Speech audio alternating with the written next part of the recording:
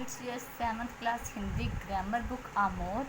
आपकी कक्षा का आज हम तीसरा पाठ शब्द ज्ञान पढ़ने लगे, जो कि हाफ ईयरली सिलेबस के अंदर आता है। इस पाठ में हम शब्दों का ज्ञान हिंदी भाषा के लिए महत्वपूर्ण है। इस पाठ में आप शब्दों के उसके भेदों के बारे में जानेंगे। फर्स्ट क्वेश्चन, शब्द किसे कहते हैं? यह शब्द की परिभाषा क्या है? तो उत्तर है दो या दो से अधिक वर्ण से मिलकर बने सार्थक समूह को शब्द कहते हैं। जैसे न प्लस अ प्लस द प्लस ई इज इक्वल टू नदी। यह शब्द कई वर्णों से मिलकर बना है। इसी प्रकार आइए निम्नलिखित अन्य उदाहरणों को देखते हैं। जैसे माला, अनार और बादल। माला म प्लस आ, ल प्लस आ, माला। सेम लाइक दैट अ प्लस न को प्लस आ प्लस र प्लस अ, अनार। उसी तरह बादल ब प्लस आ बा, द प्लस द, ल प्लस अ, बादल। तो शब्दों का हमारा भेद पढ़ने लगे हैं। दूसरा प्रश्न है, शब्दों के कितने भेद हैं?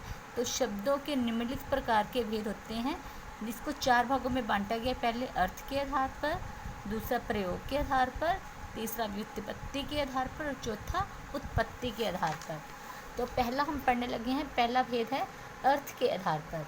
अर्थ की दृष्टि से शब्दों के निम्नलिखित भेद होते हैं। पहला है सार्थक और दूसरा है निरार्थक। अर्थ के आधार पर शब्दों को कितने भागों में बांटा गया? कोई प्रश्न पूछा जाए तो इसको 2 भागों में बांटा गया, सार्थक शब्द और निरर्थक शब्द। सार्थक शब्द क्या होते हैं? सार्थक शब्द वह होते हैं जिनका कोई ना कोई अर्थ निकलता है, जैसे आलू, बोतल आदि। और निरर्थक शब्द वे शब्द कहलाते हैं जिनका कोई अर्थ नहीं निकलता। जैसे वहाँ पे था आलू मीनिंगफुल था और यहाँ पे आलू वालू, लाइक दैट। इस वालू का कोई अर्थ नहीं है, इट्स कॉल्ड निरर्थक शब्द। उसी तरह कुछ शब्द हमें सार्थक दिए गए हैं, कुछ निरर्थक।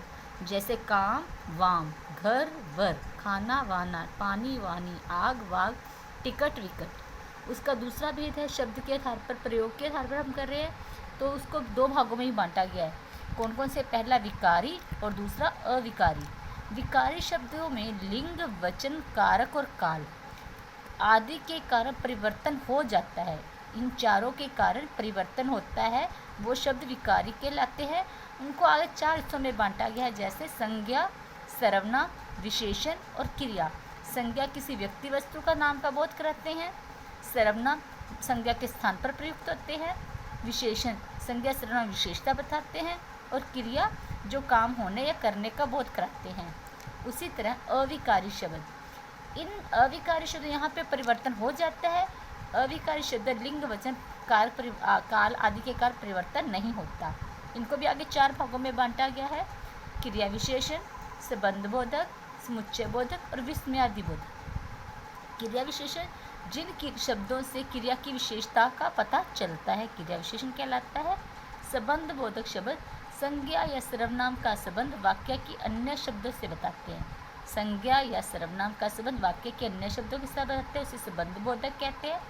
समुच्चय बोधक समुच्चय बोधक शब्दों से 2 या 2 से अधिक वाक्य, शब्द या वाक्यांश जुड़ते हैं।